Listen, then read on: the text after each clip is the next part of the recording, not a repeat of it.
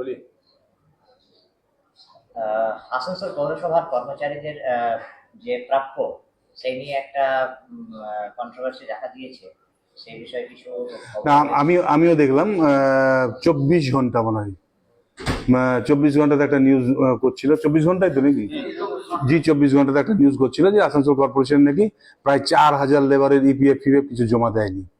তো আমি সেই সাংবাদিককে বলবো যে একটু সত্যতা যাচাই করে মানে জেনে নিয়ে তারপর নিউজগুলোকে করতে, কারণ মানুষ আশা করে সংবাদ মাধ্যমের কাছ থেকে যে সত্য ঘটনা যাতে মানুষ জানে, তো এটা কিন্তু হচ্ছে না। কারণ আমি এক্ষুনি নিউজটা দেখার পরে আমিও জানি আমাদের জমা হয়েছে, জামুরিয়ার একটু প্রবলেমের জন্য হয়নি, বাদবাকি আসানসোল রানীগঞ্জ ফুল আমাদের জমা পড়ে গেছে 27 জুন, এবং 27 জুনটা কিন্তু রবিবার ছিল। সে রবিবারে কিন্তু আমাদের স্টাফরা কাজ করে কিন্তু পুরোটাকে করে দিয়েছে। আর কর্পোরেশন যখন দিচ্ছে টাকা তখন জমা দেবে না কেন? অভিযোগটা কি ছিল?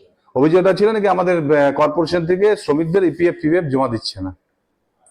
এবং আপনি এটা বলতে চাইছেন যে জামুরিয়া ছাড়া অন্যত্র জামুরিয়ারটা টেকনিক্যাল প্রবলেমের জন্য বাকি আছে, বাদ বাকি পুরোটাই হয়ে গেছে।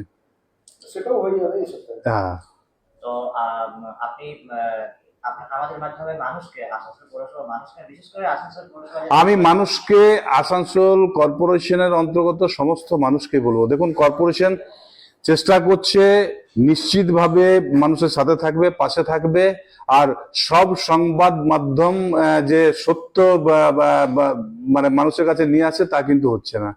আমি সংবাদ মাধ্যমকে বলবো যে আপনারা সত্যতা যাচাই করে করুন, আর মানুষকে বলবো নিউজটা শুনুন, কিন্তু আপনারা সত্যটা জেনে নেবেন।